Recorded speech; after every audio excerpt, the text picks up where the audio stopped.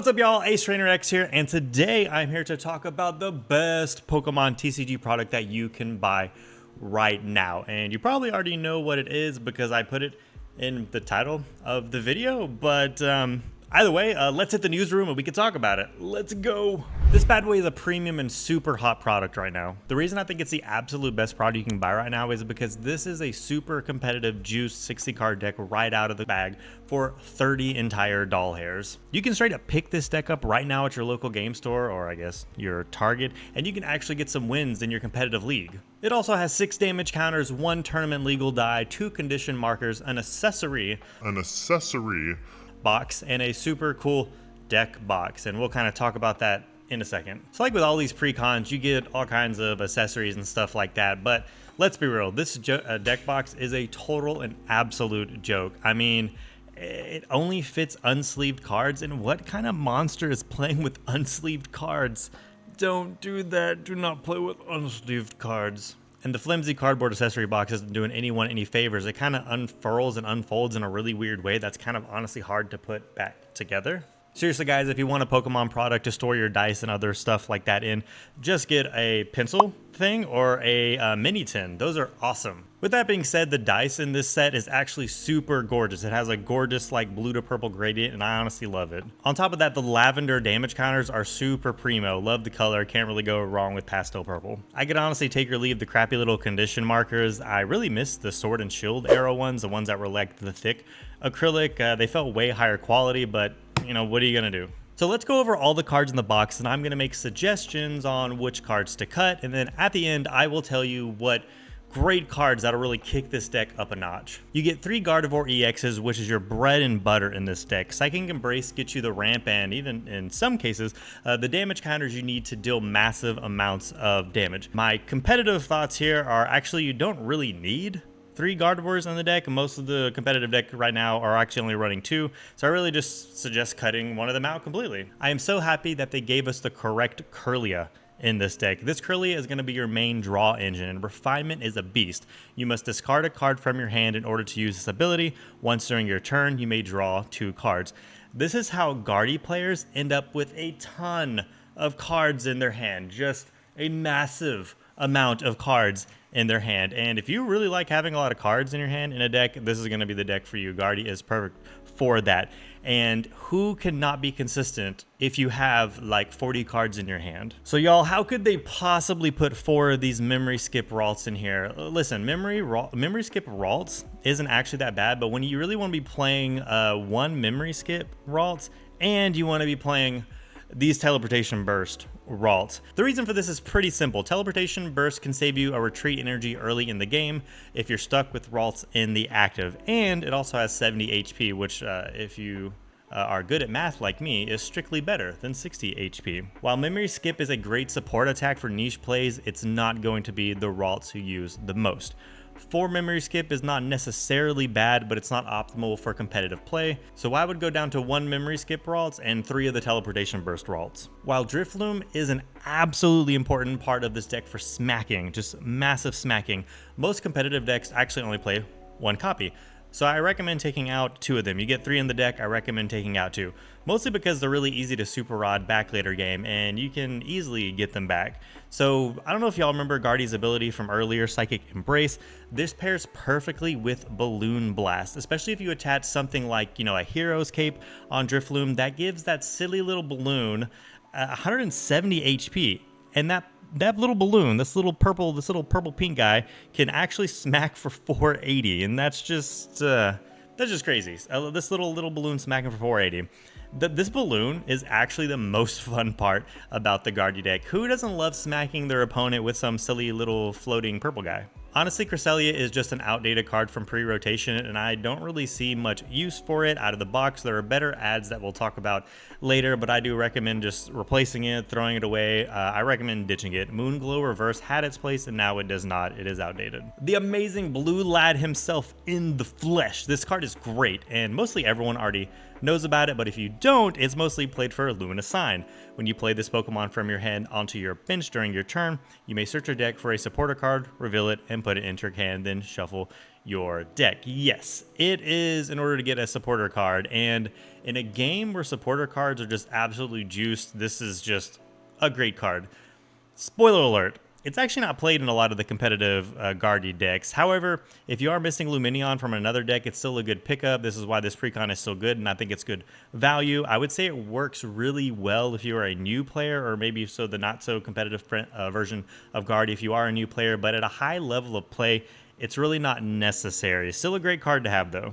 Restart Mew is also awesome. It helps you draw cards, but again, in a deck with Kirlia's draw power, you literally don't need it. This is just an example of Pokemon adding cards, adding great playables to make the box look really cool, but they don't really belong in the deck.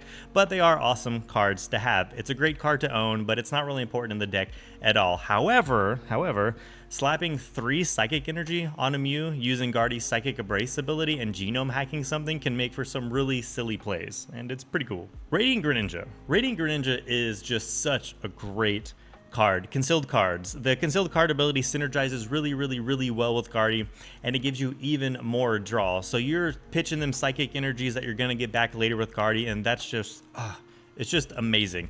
If you like having cards in your hand, which Gardy does like having cards in their hand, concealed cards is just amazing. You don't really have to worry about Moonlight Shuriken because you will not be using it, but this is a great card to keep in this deck. Okay, so let's talk about the trainers. 4 Ionos is perfect. I would keep all 4. They're really juiced to reset an early game bad hand, or even to disrupt your opponent's hand to, you know, make them bottom cards they fetched, or just to offset their taken prize card for their card advantage. These Professor Researches are absolutely not needed. Throw them in the garbage. They aren't useful in a deck where you have so much draw to begin with. Okay, you get 2 Arvins, and you immediately need to up that to a 4 Arvins. More Arvins mean you can consistently get into things like Heroescape, Nest Balls, Heavy Balls, Super Rods, Ultra Balls, Buddy Puffins.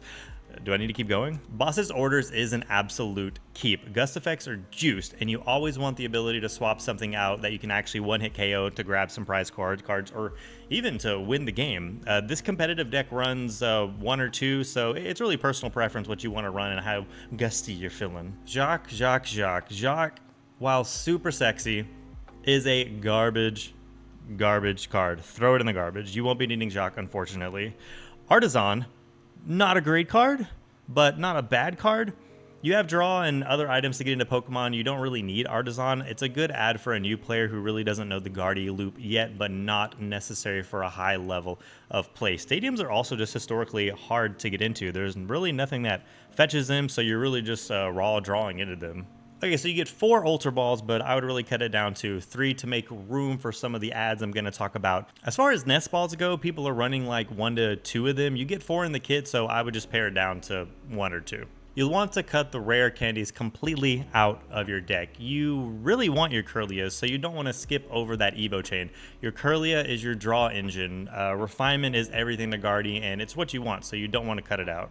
Super Rod is a huge win for this deck. Once you pare down your Driftlooms and other one-off attackers, you really need to be able to get them back somehow. So honestly, Super Rod, you get 1 in the deck, but I would add 1 or 2 more, to be honest with you. They become really important with the attackers in the Gardevoir deck. Bravery Charm is awesome. I don't think you'll need all 3 that come with the deck. 1 or 2 should probably suffice. This charm makes it so your damage soakers, you know, the Pokemon that do more damage, the more damage counters they have on them, that makes them deal more damage, right? Because more HP more equals more damage, right? Unlike the Heroescape from before, you can actually have more than 1 of these in your deck, so I would definitely add this. So let's talk Pokemon consideration. Let's talk stuff that we're going to add to this deck. Besides the obvious considerations of like teching in Manaphy or Jirachi, you really need a Scream Tail. Roaring Scream does 20 damage to one of your opponent's Pokemon for each damage counter on it.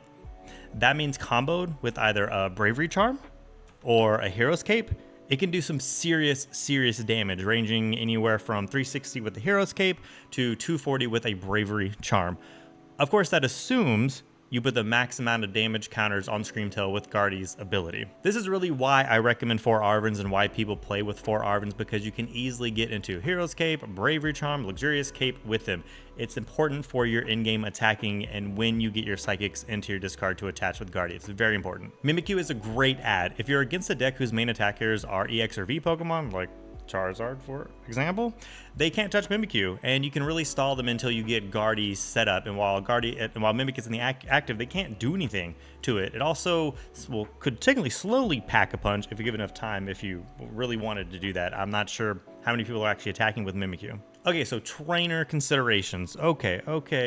These are what I would consider the most important trainer adds to this Gardy Precon. Okay, so first is going to be Professor Turo's Scenario. This lets you pick up Pokemon with damage counters on it and start the cycle over again. It's really good to deny your opponent the 2 prize cards they would get from knocking out your Gardy EX.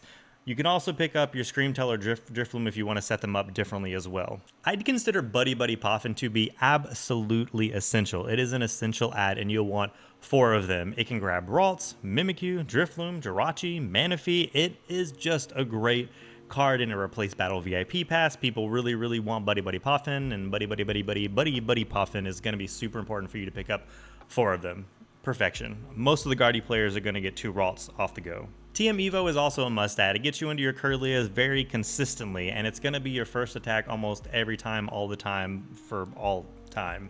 You want to get there. You want to get into your draw engine. You want to get them Kirlias, and this is how you get there. This is how you start that draw engine. Gardy typically takes like the early game loss because it needs time to set up with Gardy EX, so Countercatcher lets you gust stuff up and knocking things out with Drifloon or Screamtail late game for the win. So that's just juice. You're probably going to need about 2 of these. If you are going to pare down your attackers like I talked about, you will really want 1 copy of Hisuian Heavy Ball. If you prized out your Drifloon, if you prized out your Screamtail, or God forbid, prized out your Radiant Greninja, Heavy Ball gets them back. No problem. You can get them. I also recommend like 1 copy of Earthen Vessel. You can pitch a Psychic. You can actually discard a Psychic and then grab 2 more Psychics, and it really helps your early game plays pay off with Gardy. You can Arvin into it, and if you can't seem to get any energy, the 2 energies goes a long way with Gardy. This deck comes pre-loaded with 13 basic energy, but if you want a smoother, more competitive experience, you can actually pare it down to 9.